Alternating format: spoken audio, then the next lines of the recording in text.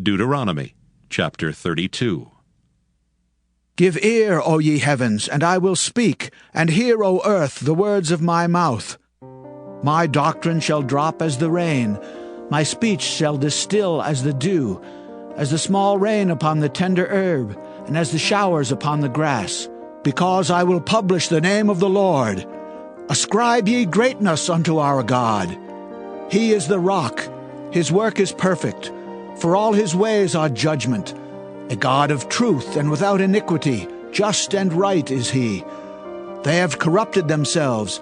Their spot is not the spot of his children. They are a perverse and crooked generation. Do ye thus requite the Lord, O foolish people and unwise? Is not he thy father that hath bought thee? Hath he not made thee and established thee? Remember the days of old. Consider the years of many generations. Ask thy father, and he will show thee, thy elders, and they will tell thee. When the Most High divided to the nations their inheritance, when he separated the sons of Adam, he set the bounds of the people according to the number of the children of Israel. For the Lord's portion is his people. Jacob is the lot of his inheritance. He found him in a desert land, and in the waste howling wilderness. He led him about, he instructed him, he kept him as the apple of his eye. As an eagle stirreth up her nest, fluttereth over her young, spreadeth abroad her wings, taketh them, beareth them on her wings, so the Lord alone did lead him, and there was no strange God with him.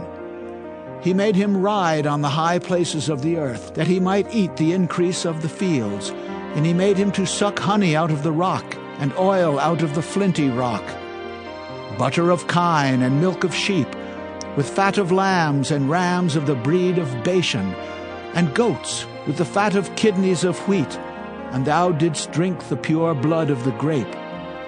But Jeshurun waxed fat and kicked. Thou art waxen fat, thou art grown thick, thou art covered with fatness. Then he forsook God which made him, and lightly esteemed the rock of his salvation. They provoked him to jealousy with strange gods. With abominations provoked they him to anger. They sacrificed unto devils, not to God, to gods whom they knew not, to new gods that came newly up, whom your fathers feared not.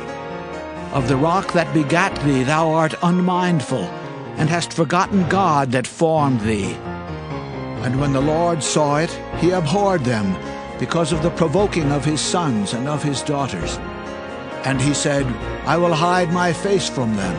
I will see what their end shall be, for they are a very froward generation, children in whom is no faith.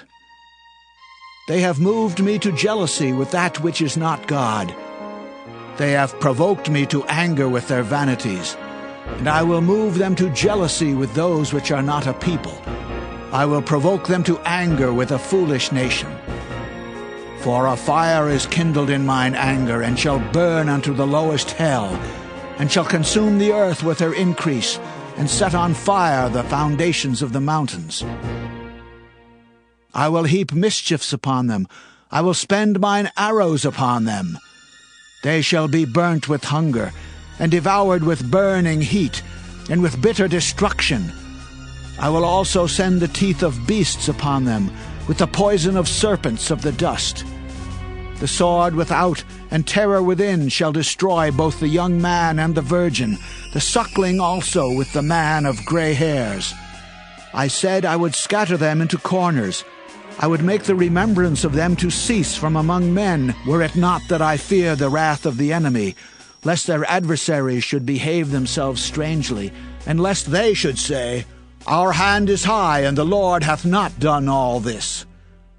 For they are a nation void of counsel, neither is there any understanding in them. Oh, that they were wise, that they understood this, that they would consider their latter end. How should one chase 1,000, and two put 10,000 to flight, except their rock had sold them, and the Lord had shut them up? For their rock is not as our rock, even our enemies themselves being judges. For their vine is of the vine of Sodom, and of the fields of Gomorrah. Their grapes are grapes of gall, their clusters are bitter. Their wine is the poison of dragons, and the cruel venom of asps. Is not this laid up in store with me, and sealed up among my treasures? To me belongeth vengeance and recompense. Their foot shall slide in due time, for the day of their calamity is at hand, and the things that shall come upon them make haste.